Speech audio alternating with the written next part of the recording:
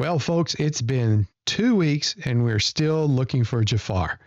If you have seen this man, he is still wanted.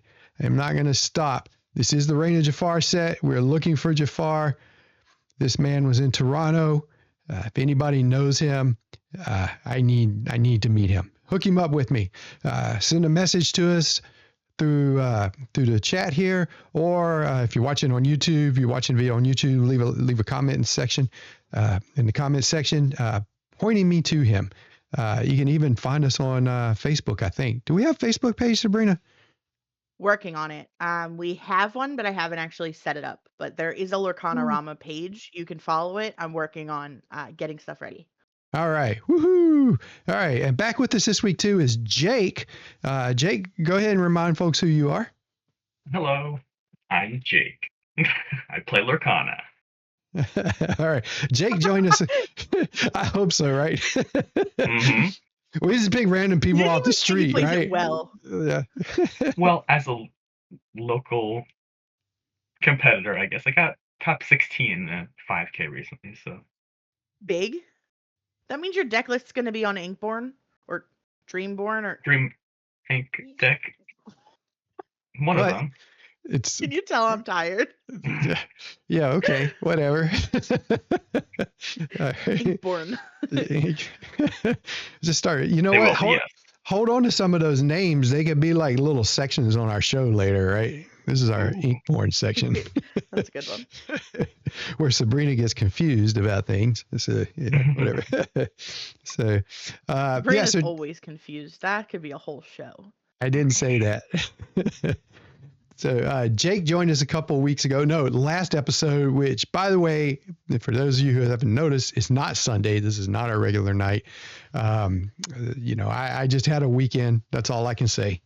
So if those of you know we're going through here at our house, with the death in the family, so that's about all I can say. So it was Father's Day, which is a tough time, for us as a family, because my children lost their mother. So it's tough to celebrate Father's Day, in the wake of losing your mom, and, Sabrina was going through a tough time too. Don't mean to put your stuff out there, Sabrina, but they know your story by now. So, we just his dad. It was a rough weekend around here too. Sure. Somebody in chat wants to talk about the Broom deck that won a 250 player tournament this past weekend. Crazy. All right. Who wants to talk about the Broom deck? So I haven't looked at the Broom deck, believe it or not, because like I just said, I just had a weekend. So, but I do know a Broom deck won. So. Was this the CCS event? Yeah, I think it was an 11K, right? Yeah. Do we need to pull up a deck list? Let me see if I can find it. Sure, why not? It'll be on Inkborn? Don't ask me. Ink deck, Dreamborn. Let's see. Here we go. Find my deck list on there as well. Here we go. Brooms. Hold on. Let me switch. I can switch us here. Not that one to this one. Look at that. Look how technical I am here. And I lost. Dang nabbit. I don't have Jake in here. Hold on, folks. You guys talk about the deck, and I'm going to put Jake's picture in here, okay? So there's the deck list. What's that? It's an interesting list. It's basically just purple steel. It seems with an extra set of brooms. Yeah, fairly simple. Just a mid-range purple steel list, but I think. Well, I liked the Ensid when it first came out, and I think I tried to do something like that, but I don't know if it was there. But it kind of didn't really add much. It seems it just has the core stuff and the instant lore too. Yeah, this seems like a really straightforward list. Yeah, I like it. I like how Yensid is also inkable too, because I feel like the broom it's like situational too. If you playing it on broom on one, and then you also have the other one to follow it up, I'm sure you can get the value of the 3 lore, and the card draw, I guess, is really big too. Is the bigger broom a shift? No, I think it's just a 3 drop. It's the one that's evasive, that turns evasive on your turn. I'm fairly certain. Okay. I don't know. I can see why this won. I also think that there are brooms in it, but calling it a brooms deck made me think I was going to get something a little different than what I'm looking at. I will admit I was the same thing because I like brooms and I like Sorcerer Mickey and everything like that. I wanted more brooms and I wanted more synergy like that, but I could see Yeah. how it wouldn't work as well if you didn't have other core factors in it.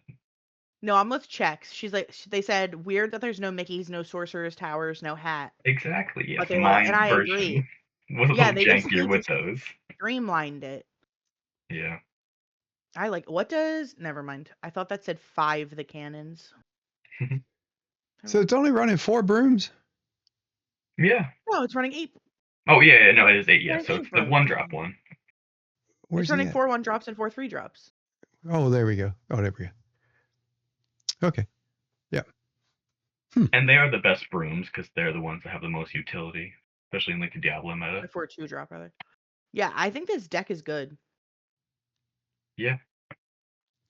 You know, my only experience with Brooms deck has been against local players. I'm just going to say they must suck because it's you must have to be pretty decent at playing this because it's got to be like tech pretty well. I played a Brooms deck at, I want to say it was Toronto. I played Victor Von Broom. He's the guy that runs the Lorcana Broom Brigade Facebook page. Oh, that's so cool. Sweetest guy. I accidentally left one of Toby's like good Pokemon dice on the table when I got up, and he brought it to me the next round. Like he found me on the pairings and brought me the die the next round. So, like really good experience with him, but that's my only experience with a Brooms deck, and that was a lot jankier than this. Yeah, there's a lot to be said for that purple package. You know, being an Emerald Amethyst player, I know how powerful that thing can be. You know, what surprises me, you know, is I don't know. I wouldn't say it surprises me.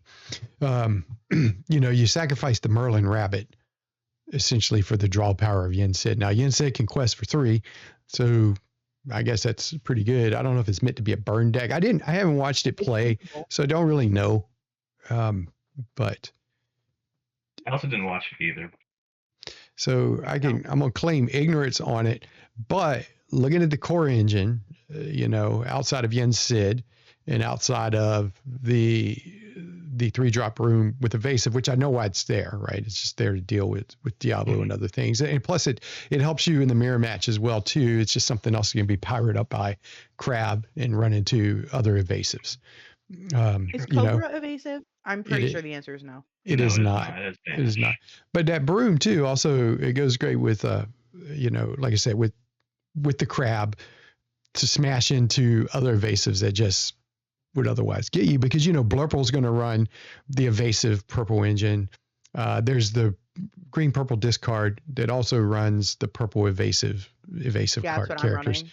You know, and so you know it's and then this, you know, and by this I mean Amethyst Steel running evasive. So you know, we have somebody in our circle to please Purple Steel. I'd be interested to get his take on this.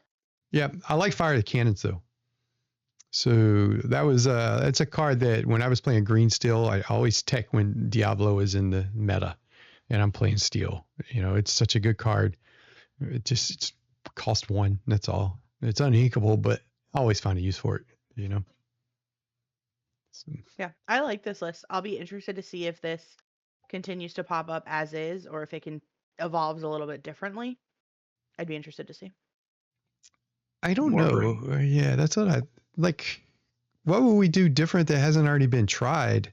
Like, there's nothing new in this. Yeah, that's what. I think this is about the meta and maybe the player. Player just played well. Yeah, I don't know. I think so too. I mean, that's half the battle, right? Yeah. I mean, the deck and what you're paired against is definitely part of it. You can be a perfect player, but if you get matched into certain decks, you're just at a disadvantage. But I don't know. It worked out for him. Fix your face on the stream real quick, Sabrina. I only had half of it.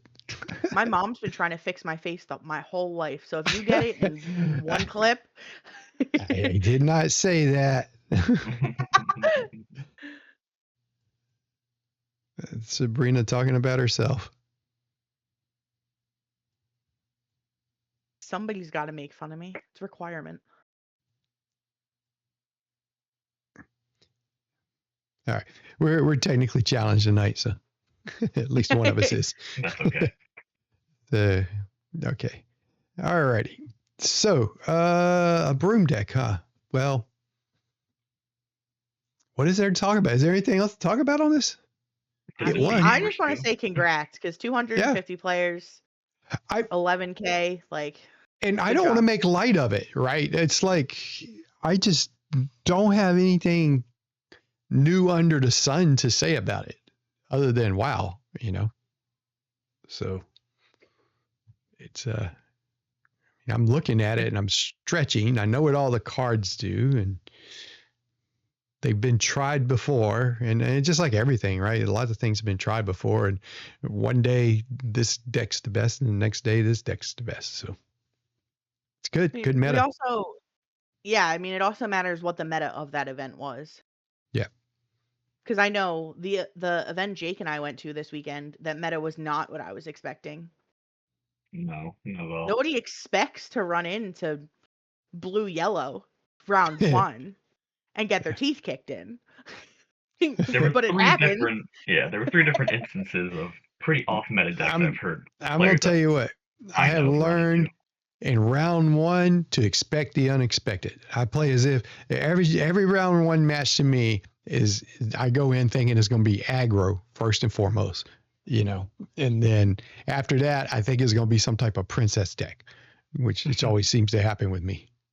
I feel like my brain automatically goes like songs or items, but I think that's because they're the two that are like the most defined in playing around, right? Like you tech certain cards to play songs. So you play differently over those decks as compared to just any other deck, But when I see Ludwig von Drake on turn 2, and I'm like, what in the world is this? Oh, wait a minute. I gotta say something. Did you not badmouth this card when I put it in the competitive list? Our tier list change. I know. I stuck it in there. Remember, I drug it back in there. Go ahead, Sabrina. I asked a question. I'll let you answer. It made me rethink a lot of things. All right, it made me rethink a lot of things when I got my teeth kicked in. I told you that card is a doggone good card, and I wasn't going to punish it because we didn't have a deck for it yet.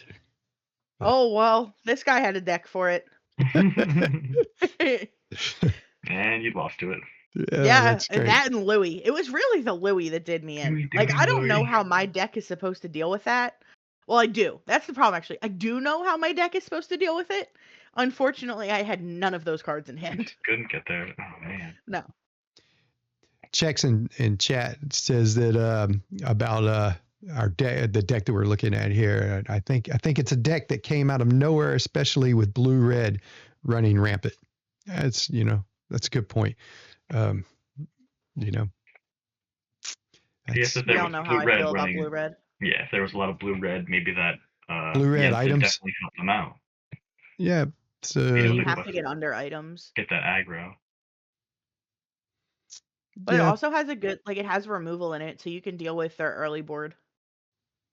They don't really have an early board, right? It's like drop a bunch of items, put Grandma Tala down, which Sisu. Yeah, I guess if they end up Sisuing I kept running into the Sisu. The one that the 8-drop? No, the little both. Yeah. But the little one will wreck your day.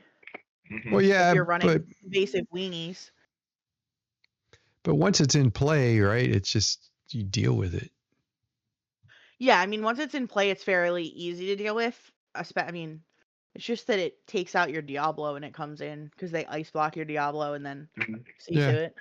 Well, I mean, they ice block or they Sapphire Coil, whatever else. Yeah. So yeah, it's not much you can do about that. There isn't much outside. Now that's where this deck is strong. Is that you look, that's 4. So you got a couple of 4-drops in here that can withstand that 2 hit on. It's going to be tough for Sisu to knock them down to 1 to get rid of it. This can cheat out a good amount of ink, or not ink, a good amount of lore too. Yep. With the goat and the Yep. cobra. Yeah. All right. Let's faster. sneak over to our tier list. Wow. Do it. Let's do it. All right. So we left off here. We didn't get very far. And so see how I snuck Ludwig? I snuck him back in there. I said, no way. I didn't really sneak him. I told you guys, I said, no, I can't put him down here. I got to put him up here. So where did we put Louie? Did we put him in Which archive? one is Louie? The one that quests for 2. Oh, the challenging one? Yeah. I had personally not came into that one. That's Again, what I thought wrecked my I thought the better one was the discount one. This Louie, right? No, not that one. That one's No, that one. Yeah, that one. Hold on, let me just that one right there. I think that one. There we go. Yeah, the archive. There we go. All right. While this character's being challenged, the challenging character gets -1. Yeah, he's tough to get rid of. You got to have something more than 3 to get rid of him. And I don't, because I was running green purple, so I have Elsa. I'm like, so I can tap it, but I don't have enough damage on board to kill it. I'm sorry, I can exert it. Banish it. But I don't have enough damage on board to banish it. You're playing the wrong version of Emerald Amethyst. I think it was the right version. It was the wrong matchup. You just hadn't played against that deck before. You were unaware of what it was doing. I was unprepared. What did they do with the deck?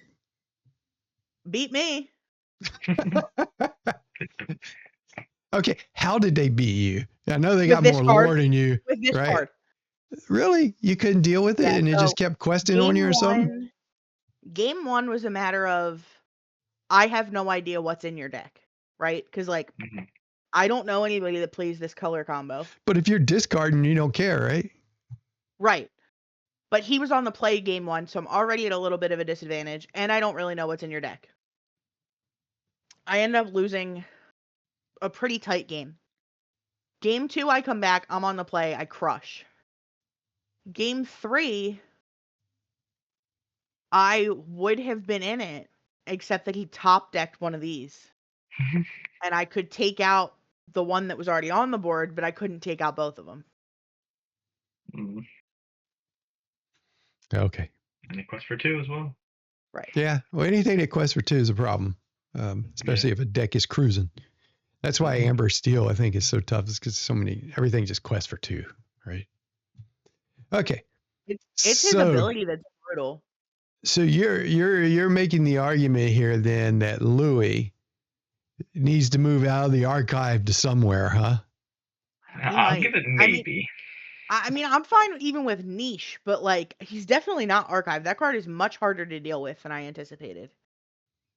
I would agree, just because when you do say meta cards like Elsa and some of those cards that have lower power but are Rush, like the Peter Pan and stuff like that, I feel get that extra one, especially if you're trying to go from a 2/2 as well too, go to 1 and you have another one. You have to do an awkward trade with 2. I feel like it could be. I couldn't do anything. Or even 3 actually, no, because it's 3, but you have to. I had 5 cards on board too. But it was 2 2/2s and 3 1/Xs. And I'm like, so my 1s do nothing and my 2s do 1. Yeah. It's resist, but worse. I think especially in some a deck like yours, where you're trying to either kill it with the Elsa or trying to use a spell or something like that too. Yeah. Right. So I just couldn't draw that. I'm pulling him up here. 3 cards last time. I have no problem dropping him in the maybe area because they could see competitive play. It did in one deck, right? It did, I guess. But I mean, maybe, right? Okay, let's go to let's keep going with the rest of them here. Okay, so let's go back. So where we left off with was Rhino. Rhino is a 1-drop amber card, inkable 1/2. Quest for 1. When you play this character, chosen opposing character gets -1 strength until the start of your next turn. So I think we all know. I think we're all going to be in agreement with this one, and it's not because of this card, but because it's a shift target, right? You know, but I will say that I would not underestimate its ability, because that ability dropped later, and it's not a bad top deck. I You know. agree. I think that is a really good card alone, regardless of the shift, but the shift just makes it 10 times better. And having both Yep. of those in your deck just makes it better. Yep. Anybody For got the deck problems that sticking it? Go ahead. oh yeah, competitive. I I actually just thought you were going to put it in meta. No, I think the shiftable one is Shift. I think when yeah, he was explaining it as meta, where it's like almost meta defining, yeah, I yeah. think that's where it really changes Meta things. I breaking. definitely think it's competitive, but Yeah, in my deck that I'm playing, I have the Rhino and the Shift. But I think that the 1-drop is so good because I was trying to run the John Silver that you can't you choose the guy who can't challenge next turn. yeah, I think that's really good in the Amber Steel where they're trying to take your stuff out. But being able to drop the Rhino where their character gets -1, dropping that on a Calhoun or dropping that on a yeah. 3/3 or even a 2, making it 1, just basically makes them not able to challenge your stuff as well. So a cheaper and almost shiftable version of that.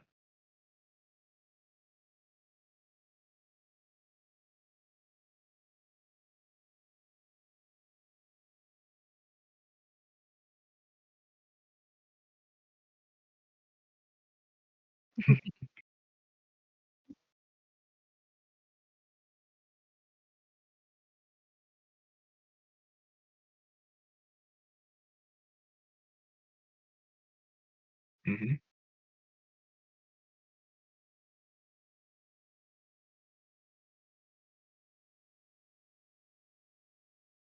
Yeah, it's almost like they can't challenge.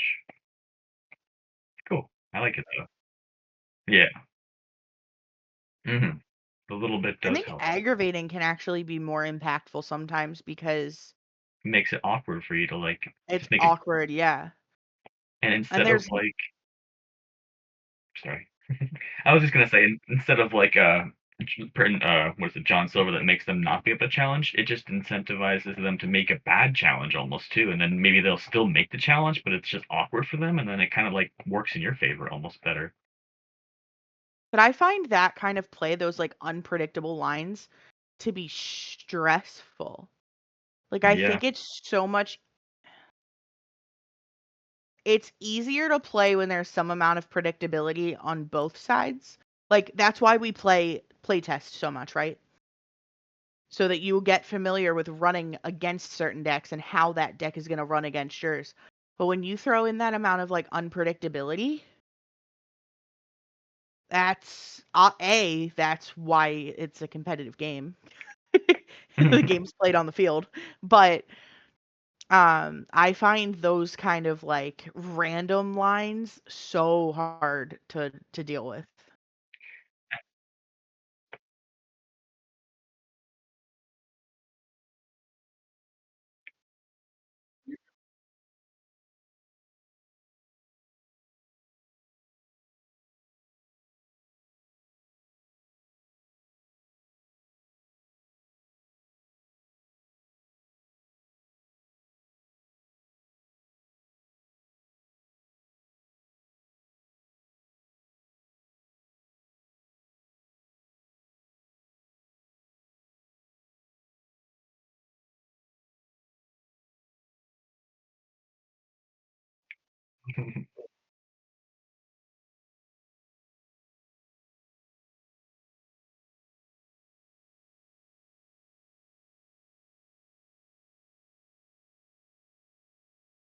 Oh, absolutely. Good For card. sure. That's about it.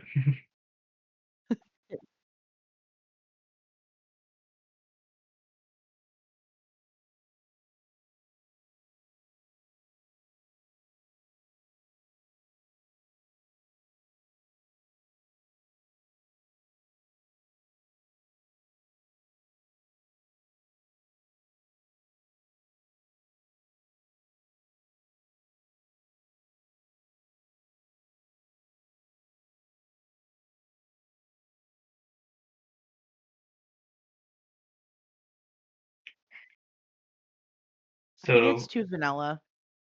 I was actually playing against a person who had 4 of them in their deck, and I lost 2-0 to them as well, so I was thinking that it was just too high cost, especially for the Amber Steel deck, but they were saying in those situations where it's inkable, you can use it there, but if you need it to get over the line with a readied character and just be able to get that extra lore, because you get so high, like, so quickly, but then once they get that B-prep turn or something like that, you just need that extra.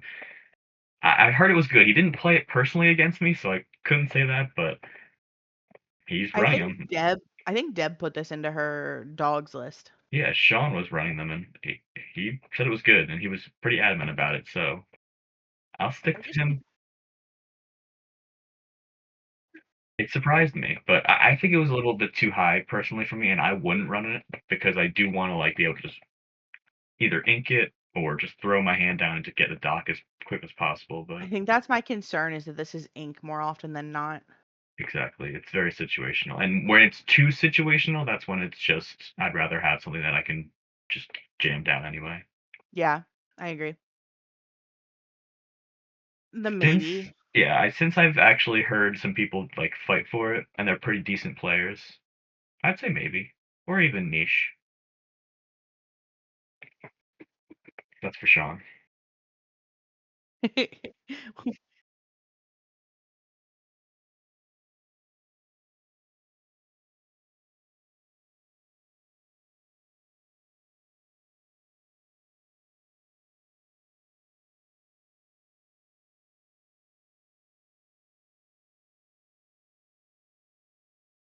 Hmm.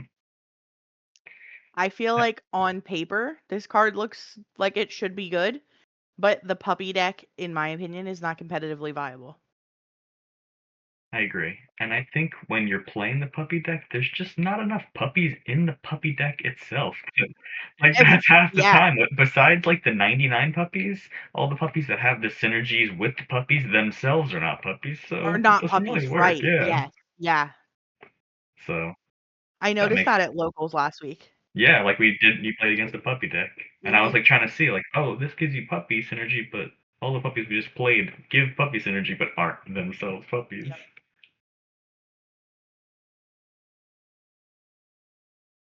Yeah.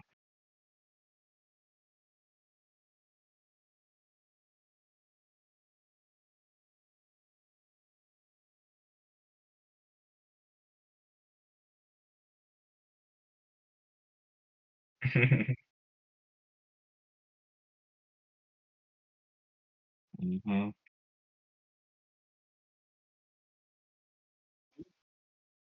Exactly. So anything could happen, I guess.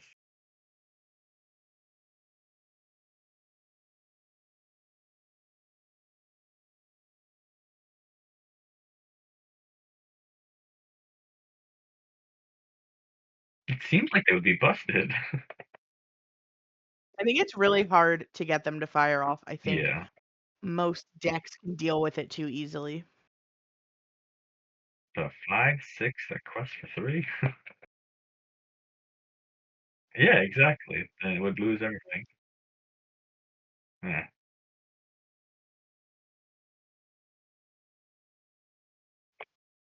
Is niche Yeah. or fun. Oh no.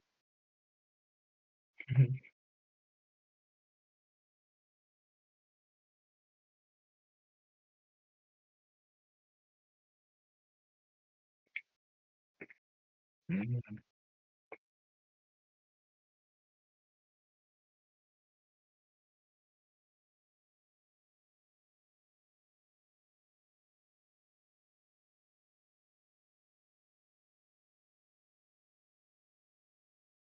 I agree.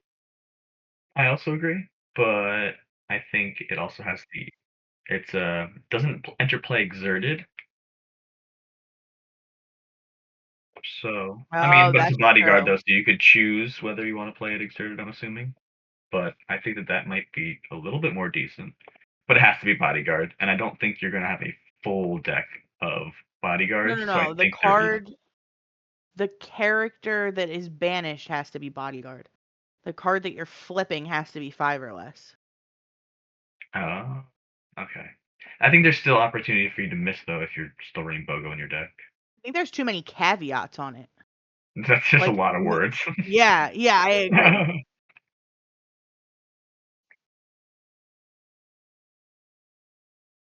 For sure. Yeah, there's like, well, yeah. And I don't know if there's a lot of bodyguards that you're going to want to play that are good enough that would. Yeah.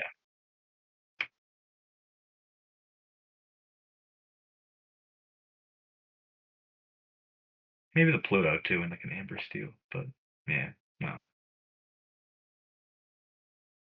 I think this is niche. I think so, too.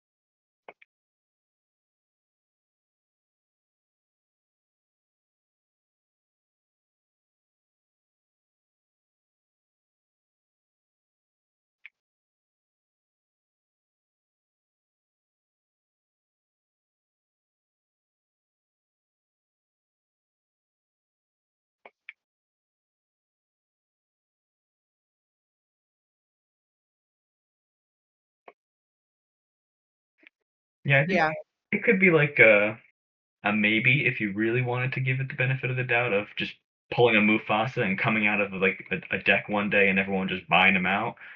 But I think there is as Sabrina said, there's a lot of too many caveats to be able to like.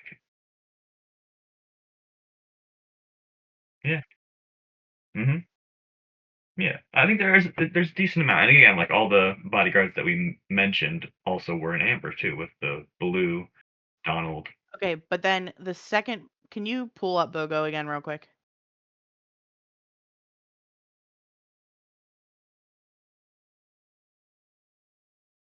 Oh, never mind. I thought it said something that it doesn't say. Disregard. I thought it said something about it having to be Floodborn, and I was like, you're never going to do this. Now we got to do Well, no, that would be way Floodborn too 5 many. or less. Yeah.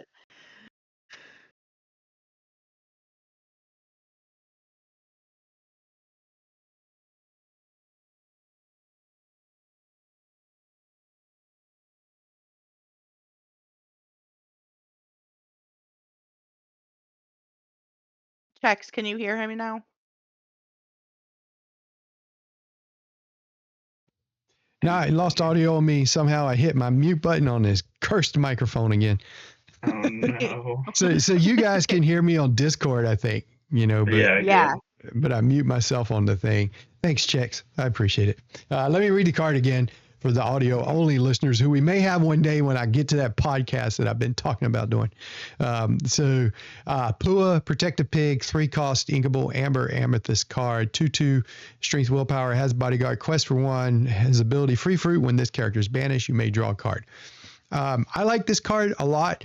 I think that in the Amber Amethyst aggro deck, this card is a 4 of.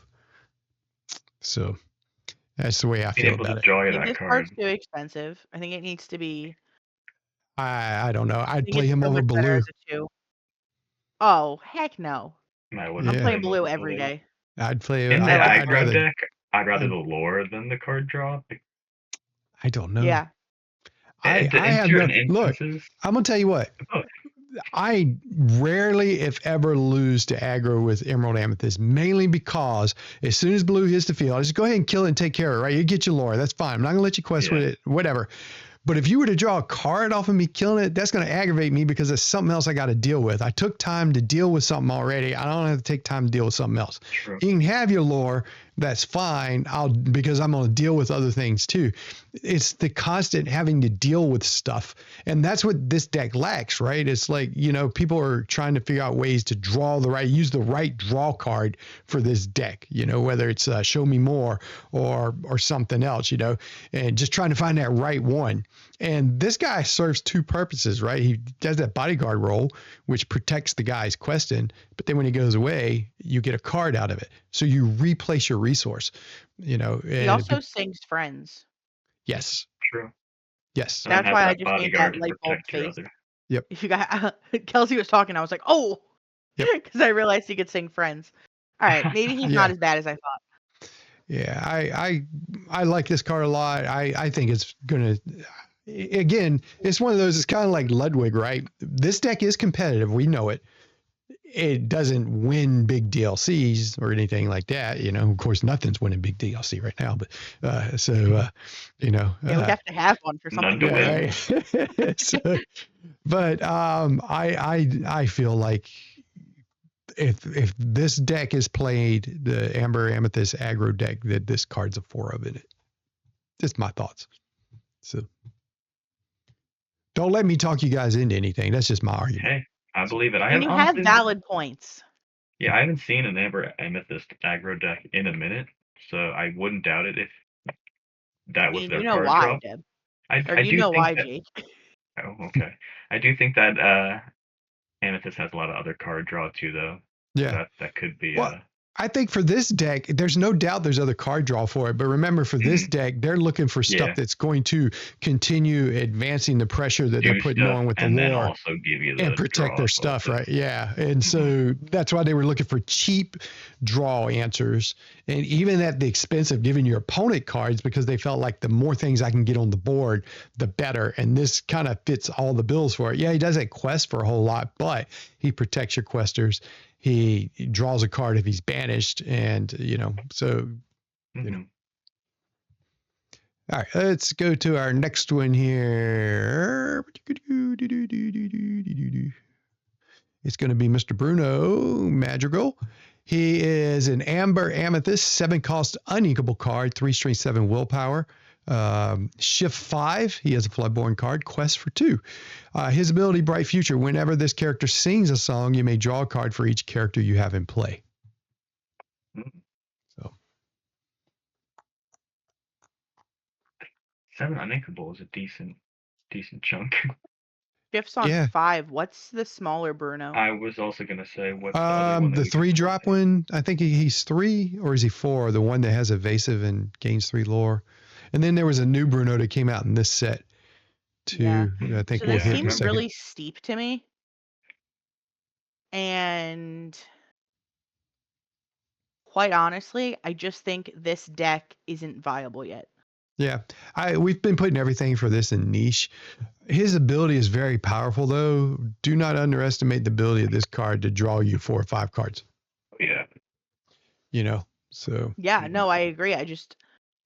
I think this color combo is and specifically the Sing deck, like the Madrigal Sing deck, I think we need one card to just make it really pop off.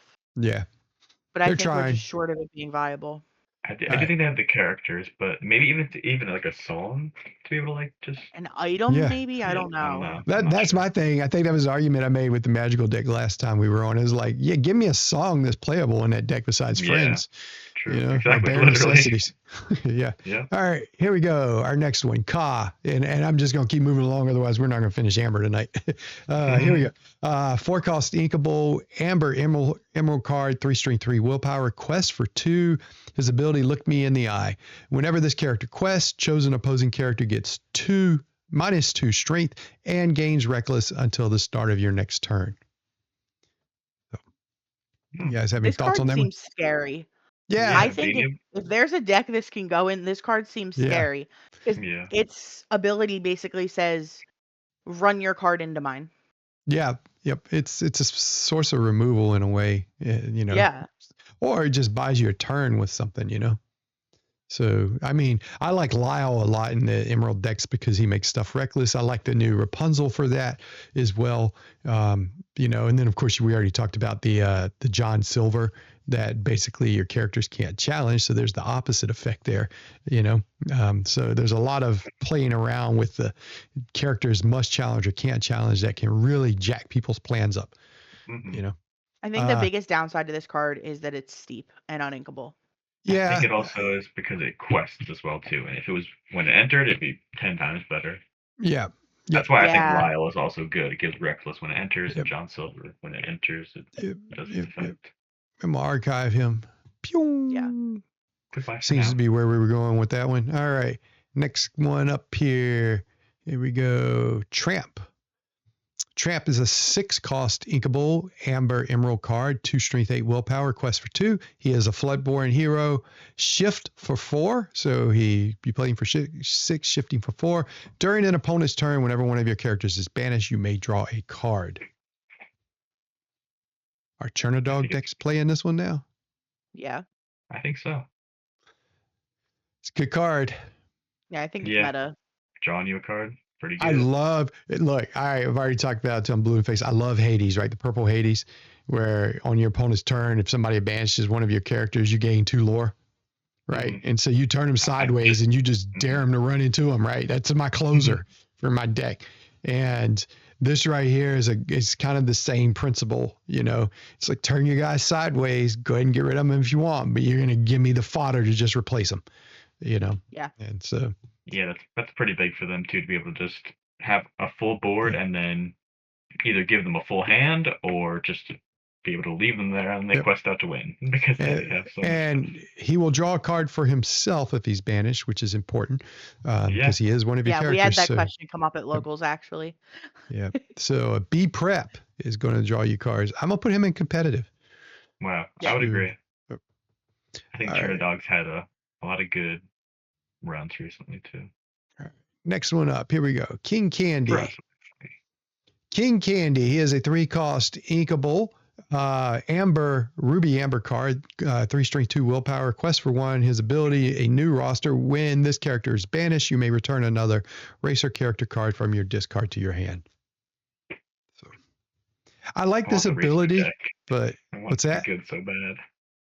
It's niche. It's the same. Yeah. I think yellow red Wreck-It is the same. The racer Wreck-It nonsense is the same category as yellow purple Madrigal. Like we want it to be good. We're giving it cards, but it's just not there. Yeah. Yep. Just not quite yet. So yeah, I'm going to put that one in niche. I do like that it's inkable because I really like the Hades effect, right? Where Hades comes into play and he brings a character from your discard to your hand. You know, that was great. This one though, it happens when he's banished. So, you know, you have to say, well, it's, you know, the old saying with the cards, right? Well, it doesn't have a comes into play effect. Well, a leaves play effect is almost just as good. Otherwise, it's just going to sit there and gain you lore every turn, right? So, you know, it's to discourage folks from getting rid of it or to time it just right. And I guess in that deck, you might even be like trying to buff up your characters and like slam them into other characters as well too, which could trigger that effect and then bring stuff back as well too. Yep. Okay, here we go. Ooh. Next card. Yeah, got the enchanted version up here. Wreck-It Ralph. Big Lug. He is a 7-cost uninkable ruby amber card, 7 strength, 5 willpower. That's a big body. Shift for 5. So he played for 7, shift for 5. He quests for 1. His ability back on track. When you play this character and whenever he quests, you may return a racer character card with cost 6 or less from your discard to your hand if you do gain 1 lore. So, you know, there's that theme with the racers, recursion, right? Just keep on coming back. Him, you know, you get to gain a lore whenever you use his ability. So, you know, it's your play effect too. So, yep. So when he plays and when he quests, so essentially he quests for 2 in the right deck, right? So even if you shift him, then when you play him, you get that effect, and then you can quest that turn and get it again. Then you can also get it that turn as well. Yep. Seems good. Just wish it wasn't uninkable, and then yeah. Also wish the deck might have been a little bit better as well. I think that the deck is better. I think there's people don't have the patience for it right I now. also agree. I think it might be out there, but people haven't just put the time into building it and then bringing it out somewhere to be able to test it against Yep. some of the decks that we have. That's a strong ability. I think he's a little too high cost. I almost want also to put do him in think- maybe. Yeah, but- I would. I mean, or even niche. Yeah. It depends. He's definitely niche. I think when the rotation happens and we actually fully see what we're going to be playing with Yeah. after everything moves, I think that some of these decks will be good. So we could just hope. I It's think like- of all of them, that one is the one I want. I wonder if they're moving us in like this tribal direction, right? You got racers, madrigals, puppies. You That's got what Cherner scares me, dogs. though. You know, There's too many IPs out there to limit ourselves to whatever that number gives us. brooms. Yeah. But there could be like blocks, I guess, where it's like these 4 sets have these characters, and then they're gonna have characters that Wait till we build get Goof into- Troop. It's going to be a Goof Troop tribal deck. power line shift singer deck. All right. Here we go. All right. Patch, Playful Pup. He has a 1-cost unequal Sapphire, Amber Sapphire card, 0 strength 2 willpower. He has Ward, Quest for 1. While you have another puppy character in play, this character gets +1 lore. So I have some thoughts on this, but I'll throw it to you guys first. It's a puppy. Puppy. It's one of the good ones, I think, So- actually. So we complained for the longest time, like we need a 1-drop puppy for the puppy deck's viable. Actually, we got a good one here. He's we like those 1-drops that quest for 2, right? He has Ward, so he's not gonna fall to a fire to cannons or let the storm rage or anything like that. So that's good. So somebody has to waste a turn to run a character into him to get rid of him, which is nice. I actually think in a puppy deck, this is definitely a 4 of in a puppy deck. It's just whether or not the puppy deck makes it right. So Yeah. It's niche. I would agree. It's a good card. It's funny because if puppies even become somewhat competitive, he all of a sudden just goes. That'll be there. Yeah. It will be It's in a there. staple. All right. Next They did get a little card. puppy love, though. We're going to puppy roll here. All right, here we go. Raleigh, chubby puppy. He is a puppy. He has a 4-cost inkable 2/3 Amber Sapphire card with support, Quest for 1. When you play this character, you may put a character card from your discard into your inkwell face down and exert it. So this card I like apart from in the puppy deck. First of all, support's an underrated ability. He is inkable, but when he comes into play, he's like a heart. What is it? Heart of Tafiki, or is it dragon? Which one is it? The item that you? Dragons. The Great Stone Dragon. There you go. Dragon. You got me messed up with all this Inkborn stuff. It's not the right card, though. I know. You did. I didn't. So you got me messed up. I can't get it out there. Yeah. So we don't know what the sapphire. The great thing about this color combination is that it can go so many different directions, right? Because there is no archetype for it yet, so we don't know where to land. So you can mess around with some stuff, and I think this card fits really in any of the archetypes that would go out with that. Because of the fact that ink is important, and it's a card draw in a way. So I think this card's pretty good, actually. Yep. I agree. A little bit for the puppy deck, I would say. I guess it's a little bit. I guess it might be a little bit too expensive for the puppy deck then. No? Yeah, I don't know that he's in a puppy deck. That's what I'm saying. I think he's a puppy that actually won't be in the puppy deck. But that's so odd though. I feel like in He those should, colors, right? I feel like you need to have something to ramp towards as well too. All right. I think he's a maybe. I don't know about you guys. That's fine. I'm good with that. Because I think that if any deck of that color is played, it's like Ludwig, right? It's like I think this card is going to sneak into those decks. So Yeah. I definitely think he's a step above niche. yes, Because he's definitely versatile. I mean, more versatile outside of the puppy deck. Yep. So yeah. All right, here we go. Perdita, 6-cost inkable Sapphire Amber card. She is a Floodborn, so she shifts for 4. She's 4 strength, 6 willpower, quest for 2. Her ability, quick, everyone hide. When you play this character, you may put all puppy character cards from your discard into your inkwell face down and exert it. She is a legendary, right? Yeah, I believe so. Yes. Yep. I think we've all kind of beat. No, not legendary because she's dueling. Oh, okay. Okay. Yes, that's right. Yep. I think we've said what there is to say about these cards. Yeah, the puppy. I would agree. It's like I need to come back. We need to have an episode on puppies. Can the puppy deck work? We need to sit here and just build the deck, Sabrina. And There's a play test girl at my locals that plays that deck. you know what?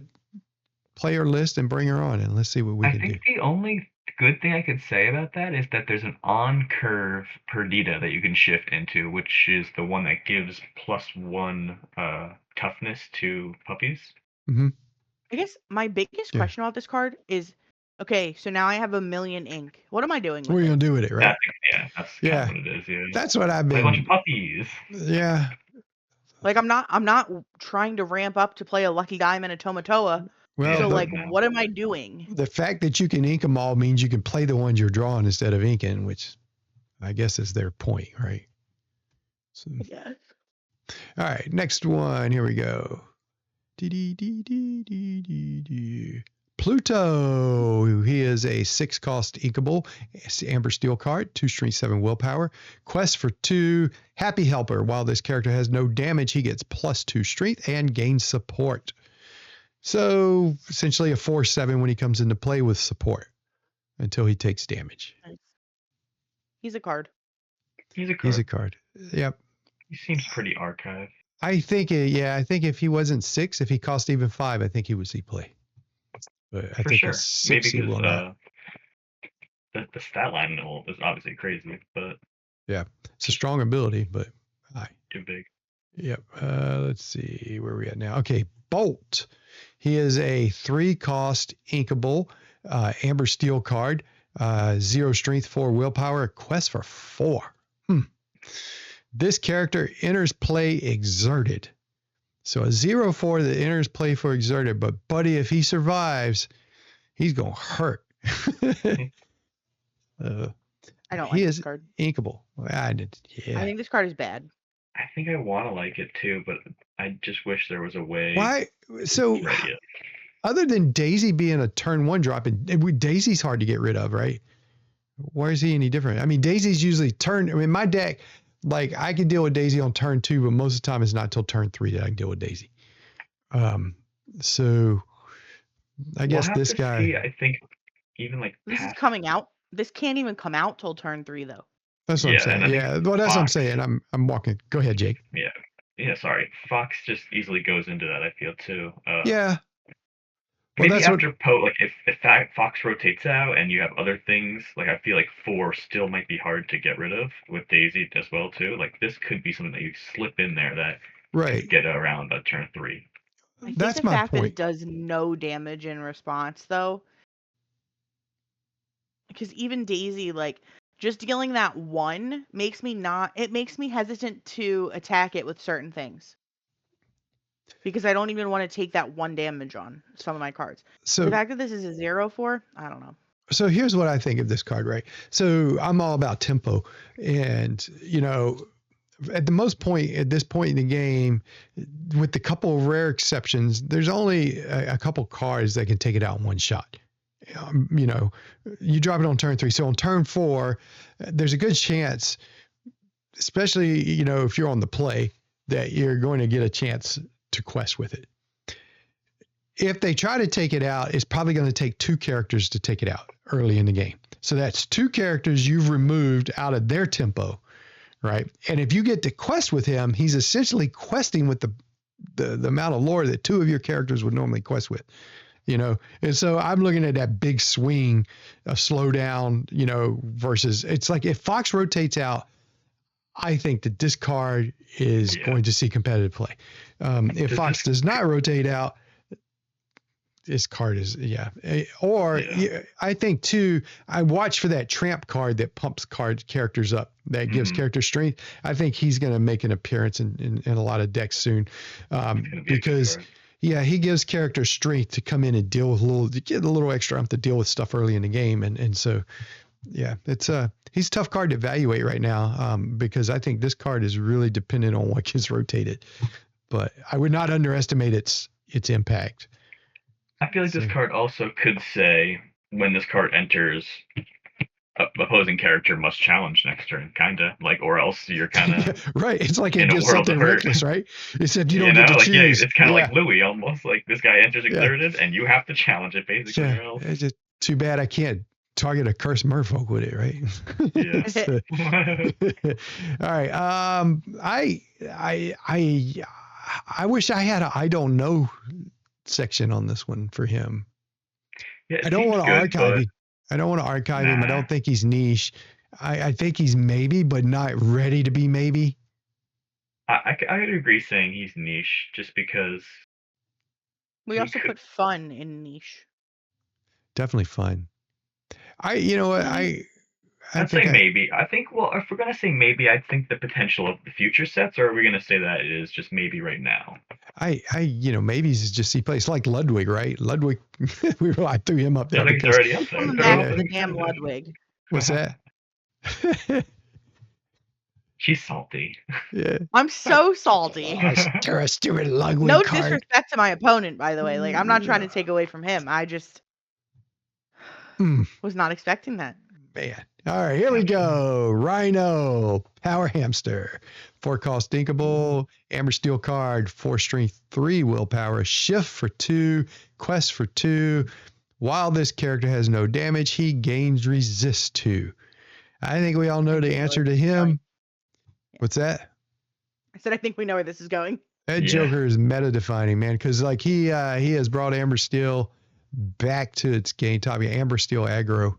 I don't have a problem dealing with it with my deck, but other decks do.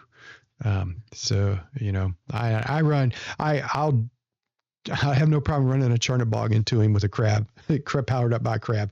That's probably a really good one. I feel like when you end up getting 2 characters or having an awkward trade into it, that's when it just becomes I hate that I lost my card draw option on him, but I'd rather just that Joker be off the board.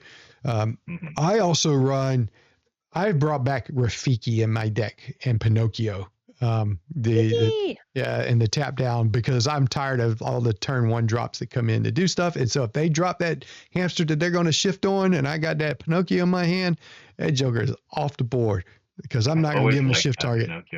Yeah. I run last. Well, I won't say it yet. So I'll tell you. Okay. Well, Little tech. Yeah. We'll see. All right. Here we go. Good card. I don't think we need to talk about it because the whole world knows about him by now, right? Yes. Very good card. All right, here we go. Our next card is what's after him. Here we go. Are we getting through this tonight? We're going to give it a shot. You want to finish it? More. I don't want to come back to Amber. I'm ready to get to my purple and green cards.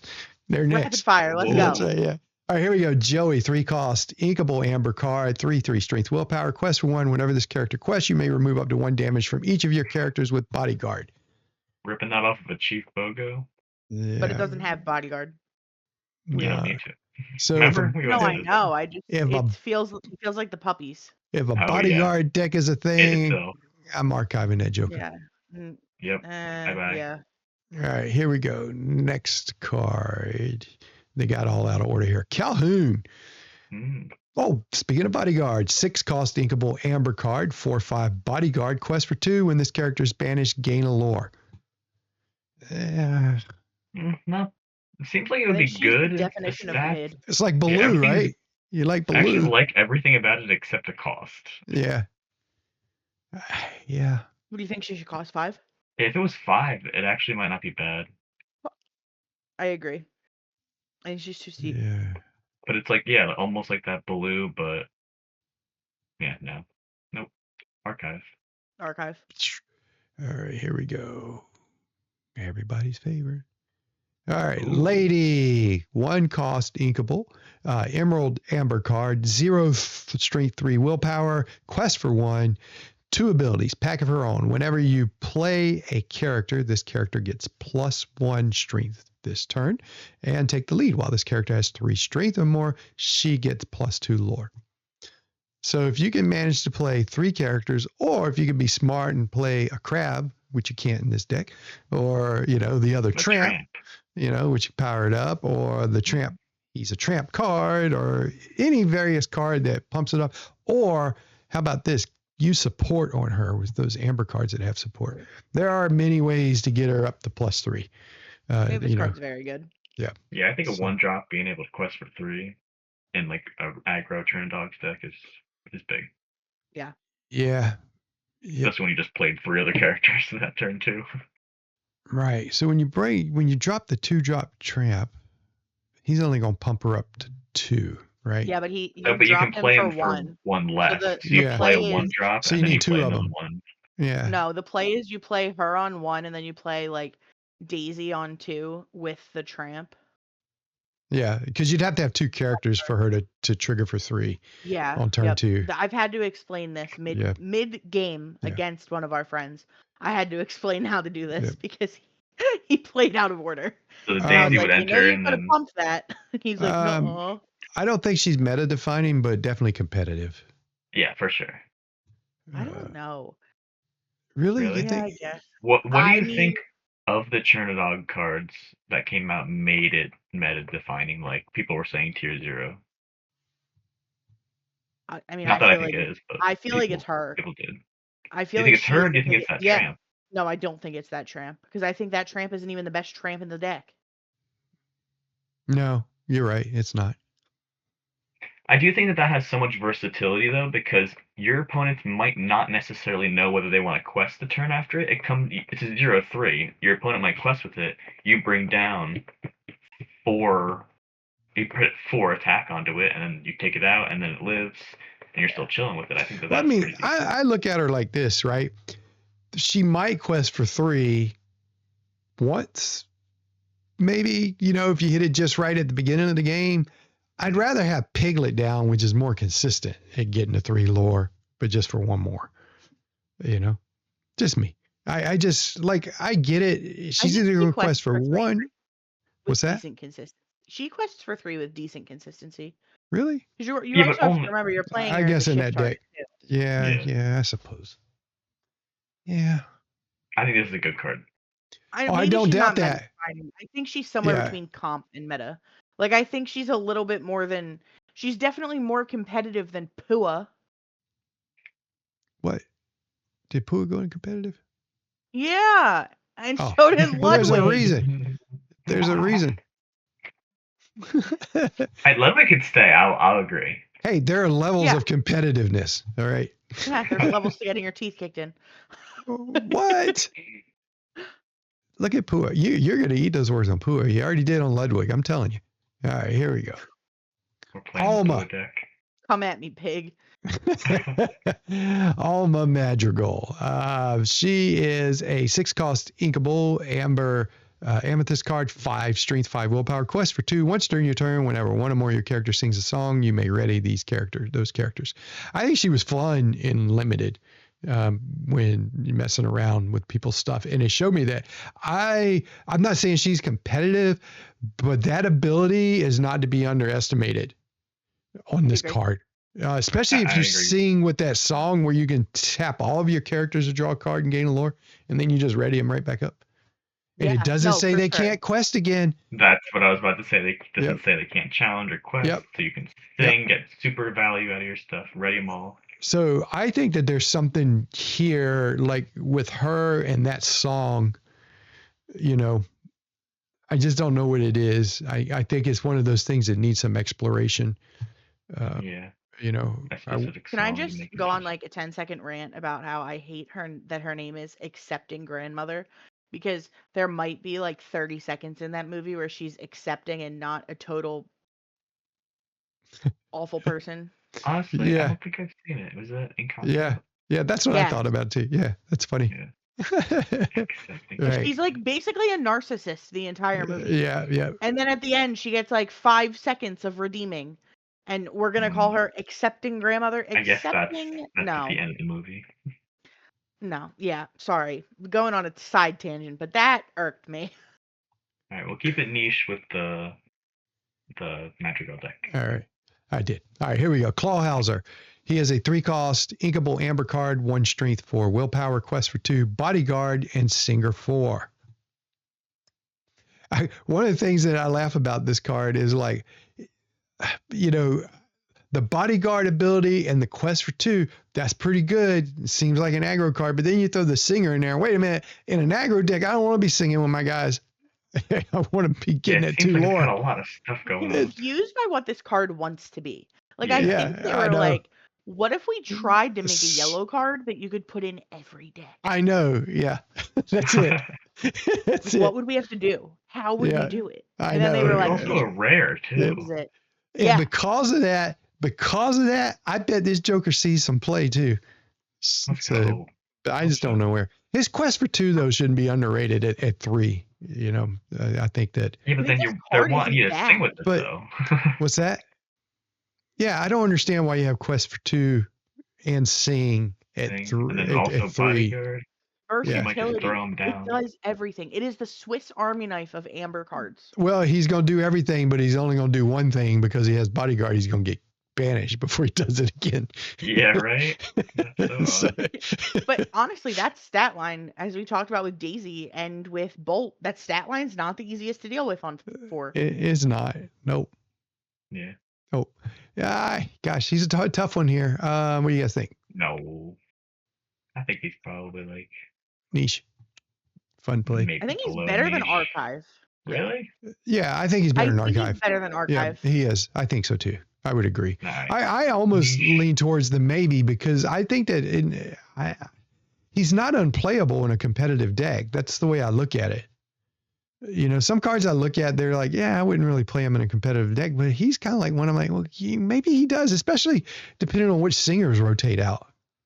You know, I agree he could be a maybe. True. we're so spoiled at having a singer 5 on turn 3 that we look at that singer 4 and go, pleh. Yeah, I No, don't that's want exactly what I thought. Actually, I read it and I was Yeah. like, why do I care about singing 4 on turn 3? to. Yeah, I can sing 5. right, like- exactly. Here we go. Next card. Joey. Did we already do Joey? Yeah, we did Joey. Mhm. We got Joey twice. Well, Joey we- twice. we're throwing him in the archive. All right, here we go. All right, Joey. Donald. Oh, here we go. I like this card. Yeah, I already know where I'm going to put him, but here we go. All right. Donald Duck, coin collector, 8 cost, inkable, 4/8 amber card, 4 strength, 8 willpower. Quest for 2 for each item named the nephew's piggy bank you have in play. You may play 2 less to play this character. But the big ability is money everywhere. When you play this character, your other characters gain exert. That's the character to draw a card this turn. Now we've already seen the infinite combo with him, and Monstro. Is that what it is? Monstro is his name, or yep, Yeah, the whale. the whale. So we definitely know he's niche because he's got a combo.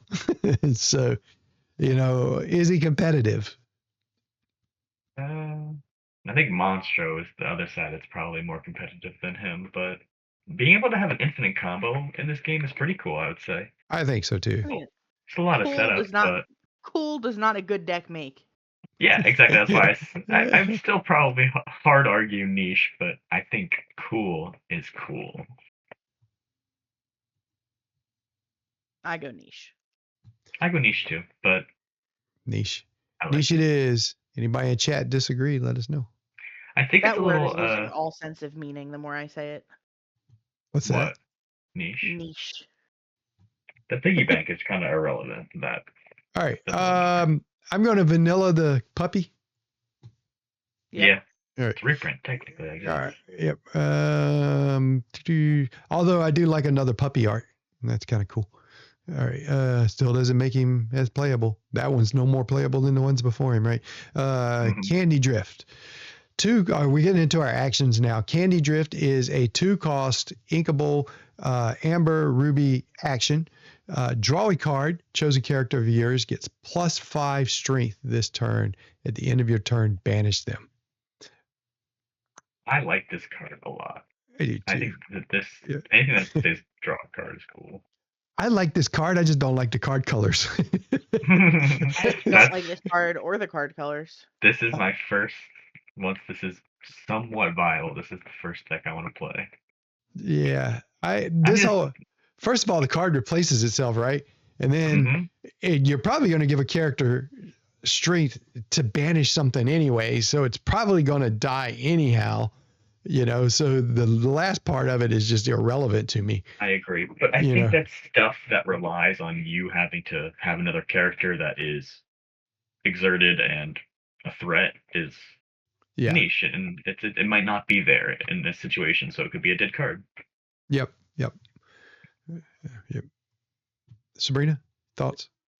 You don't like it? Niche. I don't like it. All right. I like it. All right. I want to like it. Okay, here we go. Our next action is She's Your Person, a 1-cost inkable amber steel action. Choose one. Remove up to 3 damage from chosen character, or remove up to 3 damage from each of your characters with bodyguard. Do we even care about removing damage in this game anymore? I mean, not if I'm not drawing when I remove it. Yeah, if it's not Rapunzel or Juliet Madrigal. Yeah, I think this card is actually unplayable. Yeah. It's like what was it? It was a healing salve. That was the magic card. I don't know if I'm gonna go ahead and talk about the game. I done brought it up. So back when Richard Garfield, I don't know if you ever heard the story. So when Richard Garfield created the game, right? There were the 5 colors, right? And so they decided to make a 1-cost action for each color that did 3 of something. So healing salve healed for 3. Giant growth was green, gave something +3. Black had dark ritual, which gave you 3 mana. Red had lightning bolt, which dealt 3 damage, and then there's blue, which will let you draw 3 cards. So it's I often think of this guy. I looked at this card. The first thing I thought was healing salve, the most worthless of the magic cards that he created in that cycle. So this might be it. Yeah, I would archive that Joker. It will never see play. Yeah, I agree. I do love the name of it though. Yeah, I think so. It's cool. I like that. She's Your Person. They should have picked a better card than that for that name. They wasted a good name. All right. I agree. Only So Much Room, 4-cost inkable action. It is an emerald amber action. Return chosen character with 2 strength or less to their player's hand. Return a character card from your discard to your hand. So this is kind of like getting Kit Cloud Kicker, for those of you who know who's an awesome card, but you love having that 2/2 body. So in exchange for the 2/2 body, you get to get a character card from your discard. So I think this is just steep. Yeah. And I agree. And I'm returning it to their hand. So basically I'm delaying it getting played for a turn. Yeah. It's great against aggro decks because Kit's ability is not to be underestimated in the right deck, right? But he leaves a 2/2 body behind. Right. That's exactly what's happening here. You're taking a turn off. You're just stalling just to get a card back, In the meantime, the rest of their board's still going to do what it's going to do, right? Yeah. Probably not the only character. It's very reactionary. Yeah, I think it archive. Limited. All right. Both of these actions are disappointing. Yeah, a little bit. All right. It means no worries. Here we go. 9-cost disappointing. uninkable song. What's that? Speaking of disappointing. Okay. Sing Together. 9. Return up to 3 character cards from your discard to your hand. You pay 2 less for the next character you play this turn. Well, you guys have already said disappointing, but it seems a little. 9 uninkable is a lot. I understand you can sing together, which definitely helps out, especially in some of these, like I guess Amber, you're getting the Madrigal and stuff like that. But most Amber decks. Okay. Go ahead, Sabrina. So if I can sing it for 9, right? hypothetically in a songs deck, I should be able to reliably sing that on 4. Yeah, you Okay. could. And that's because I should have either my goal is like a Cindy on 1, a Troubadour on 2, an An Ariel on Ariel 3, 3. and I'm Right. singing for more than 9 at that point. So Yeah. then you're only gaining value off of the paying 2 less, basically, because you're But right, I can get you're not gonna nothing have 3 back at that characters in point. your Yeah, you're not going to have 3 discard at characters that in your point. discard pile. Yeah, that's the whole point with it. Right. And if we're so far into the game that I need to return 3 of them from my discard to my hand, we're not in a good position. But Like this is not the card that I think bails me out of that, because then I have to turn my cards sideways to do it. So I'm not questing. I'm not progressing my board either. I I think would it's say that you could. Sorry, you can go no. ahead. Go ahead. Go ahead. I was just gonna add that you could probably do something in an Amber Steel if you're gonna use this as maybe a 1 or a 2 of, where you can uh, maybe play like a Mulan where it loots, so you're putting stuff in your discard that way, or maybe the Simba where you can throw stuff in there and then use it that way. But then you're not having the singers on board if you're trying to do it early. So Checks in Chat says the new power line that's coming up is going to be amazing with that card. That's right. He has Singer 9. Oh, I did. That is Well, I have Singer a 9, yeah. Kelsey, how does the timing work with Churn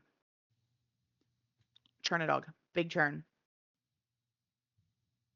Wait, what do you mean? So like, could I sing together? Could I? Oh. When does the shuffle resolve? Well, Chernadog wouldn't be able to sing. Excuse me, Chernadog wouldn't be able to sing it on turn he comes into play No, anyways, but right? is there a way that you could grab your cards back before you have to shuffle? But I don't think so, because there's no stack. When you play Chernabog? Yeah. No, Why because did you I have call it dog? I called it Churn a Dog. I because of meant the Churn a deck. Bog. No. I mean, no. I think it's 2 separate actions going on here. Well, you know, the play in Chernabog has to resolve completely before you can play this song, and vice versa. This song has to resolve completely before you can play a Chernabog. Because there's Yeah, that's the only way I see it being viable, is if there was some kind No. of way those would interact. No, but with that deck and what Check said about Powerline too is like, you know, the Chernadog deck, this is a good alternative. You know, you stack your discard with Tramp, right? Your discard pile. And so now you've got a way, if you don't have Chernabog, to pull those cards out if you want. I mean, flood the board more, but I don't know. It's I think it's a remains to be seen card. I don't, that card shouldn't be written off. It's a powerful effect, but you're correct in the statement that you made earlier, in that most decks that would have the bodies to do this would want those bodies doing something else besides singing a song, with the exception of a dedicated singing deck. You know, at which point, what's in your discard pile when the singers are there? You know, so yeah, I think Niche is correct on this one. I would Check said it in chat. I think I would agree with him. What about you guys? It's a beautiful enchantment. Yeah, I agree. I don't see where else it would go. Yeah. I do agree with that, Jake. It is beautiful. Good All right. cool. 2 more. Trials and Tribulations. It is a song, an action song, 2-cost inkable amber song. Chosen character gets -4 until the start of your next turn. So, yeah, as long as there are cards with the Vanish ability in the game, that card has a home. However, it doesn't replace itself like many other cards that would probably fill that role. So I'm going to archive it. But unless you guys disagree. But, no, I think archive's fine, but in limited it was pretty decent. I like the ability where it's until the start of your next turn. Anything that seems like it's got that on it, it does something on your opponent's turn. It's going to actually affect your opponent. Yes, exactly. But yeah, they're feeling the effect of that. I agree. Hold that thought about limited. Let me come back to that after we do this card. So I love limited. Remind me about that. Here we are. Our last card, last amber card. It is Nephew's Piggy Bank. It is the only amber item we have in this set. It is a 2-cost uninkable. It has 2 abilities. Inside job. First of all, if you have a character named Donald Duck in play, you may pay 1 less to play this item. Okay. Payoff. Exert this item. Chosen character gets -1 until the start of your next turn. So it's a better version of Ice Block. So It's what I like because it's all the way to the next turn. To the start, yeah. Yeah, and so I have seen a couple of decks running this card already. They are, running the Sisus and stuff like that. It's the Ruby Amber decks, kind of letting this take the place of the blue roll with the Ruby deck. The old, Interesting. So because you do have other yellow cards, other Amber cards that give characters minus ability too. So using those Sisu and the Madame Medusa's abilities and stuff like that, and the brawls. So in fact, I ran against it on Lorcanito with my Amethyst Emerald deck, and I mean, I was able to deal with it, but it did catch me off guard at first. So, and it was a pretty neat concept. So, I think refined and tested, it got legs. But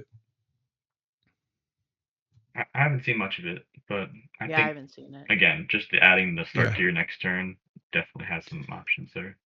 Yep. Yeah, I don't know.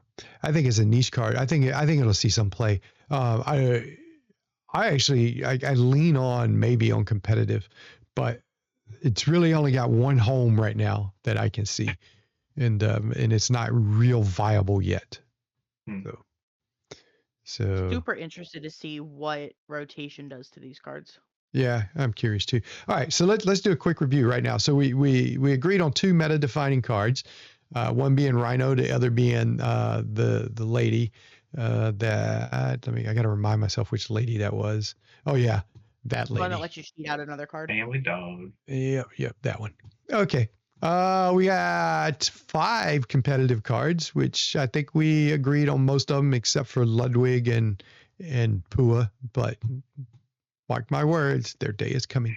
So I concede on Ludwig now. Nah, I think Ludwig stays, but Pua is my Telling you. maybe. That's what I'm saying. I concede. Ludwig belongs. I wish I could put some up here that says they will get back to me and admit that I was right. Okay. All right. Here we go. Destroyed by a Pua. So, all I'm right. just playing aggro, so bodyguard doesn't exist to me. Just what you do is you build that deck and put that card in there and play it, and then come back and tell me what you think about it. Well, I'm gonna beat Sabrina with it, and then I'll come back and tell you with it. Yeah, I'm telling you. Rude. Why do I have to be the one that loses to all these decks? Well, because you don't believe. So if you just believe. So you mentioned limited earlier. One thing I'd like to do is we're to the point now, I think, where I think that Ravensburger's making the effort to push limited as a viable format. Now, I don't know how they're going to pull it off with the packs in the current state that they're in, because 12 cards is a low amount of number to kind of build anything around. Maybe they increased the amount of cards in the packs with Fable. I don't know. I figured if they'd have done that, if they were going to do that, that would have been one of their big talking points for Fable. More cards in the packs, right? But the point being is, you see it with Worlds. They acknowledge it as a viable format, whether or not the game is ready for it with the way the cards are packaged or not, I don't know.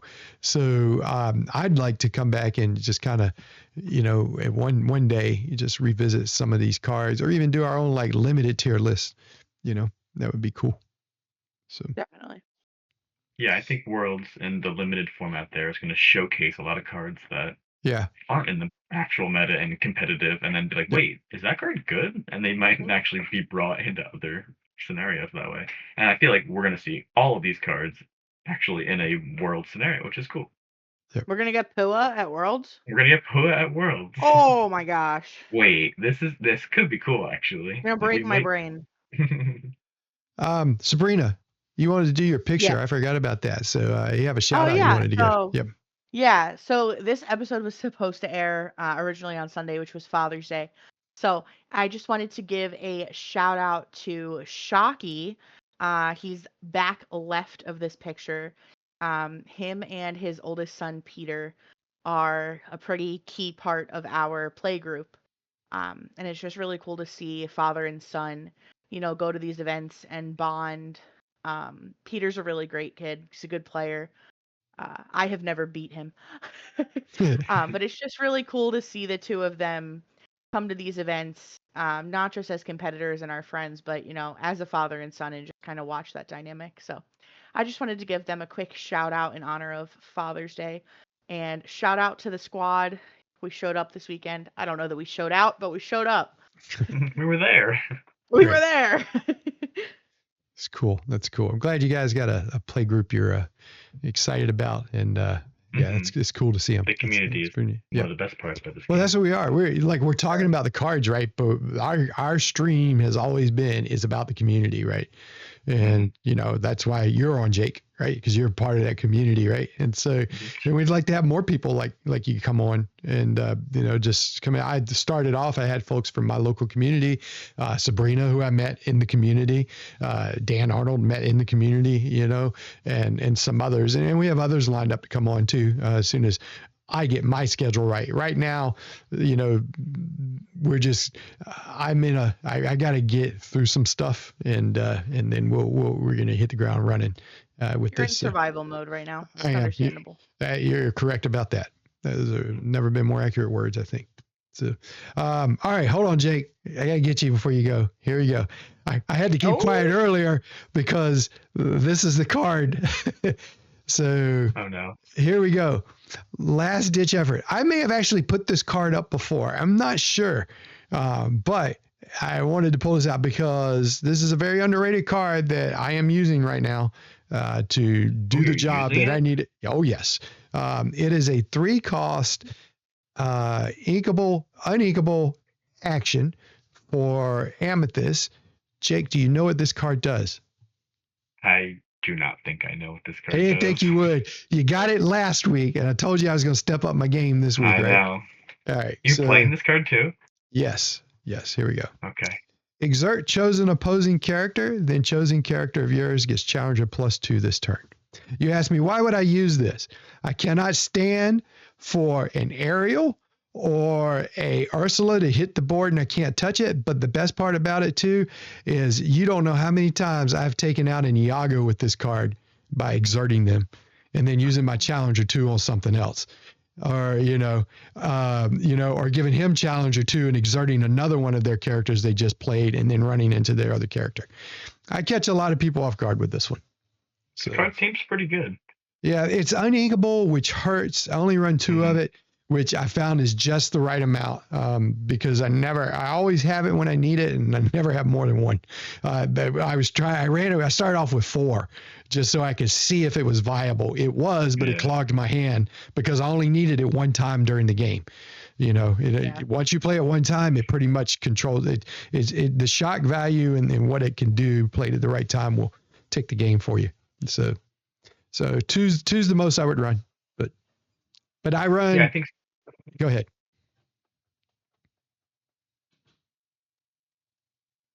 I was going to say, go ahead and finish your thought. So I cut you off. I was just going to say that I think that some of the answer cards, like exerting a character and like killing or banishing a character, are really okay being uninkable, and I think that is really underrated, the ability to exert a character. So I think more of that, just like the Elsa 5-drop, is like really good in some of those aggro decks too. Yeah. So I like this card. I think it's cool. This guy is he often, in most scenarios, I'll end up getting 2 untouchable cards out of it sometimes. Yeah, like but hitting an Iago with it is so satisfying. Oh my gosh. So all right, let me give a shout out to Matified, who is not our sponsor, but just a friend of mine. So just want to say thank you, Craig, for the work you do with Matified. And for those of you who aren't familiar with them, please check out their website, matified.com.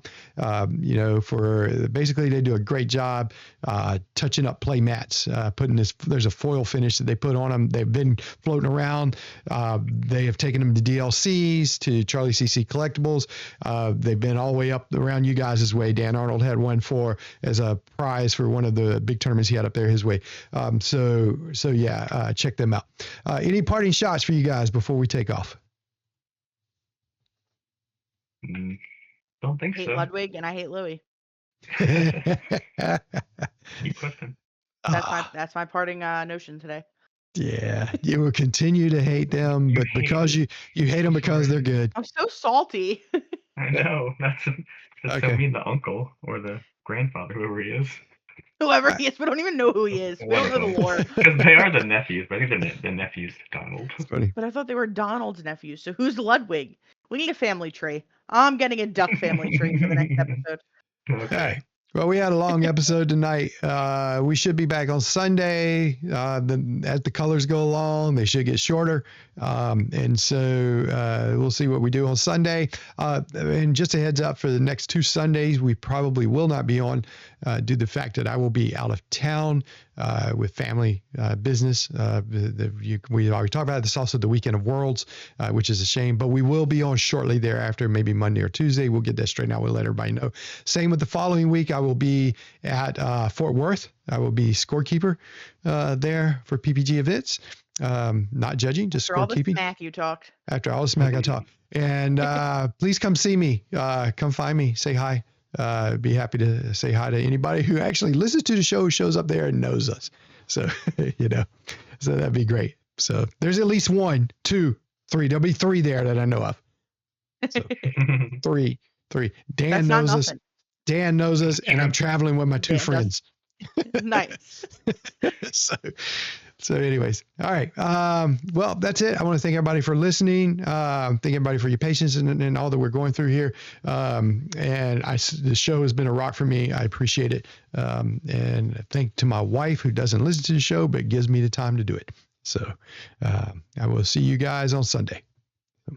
Bye. Thank you.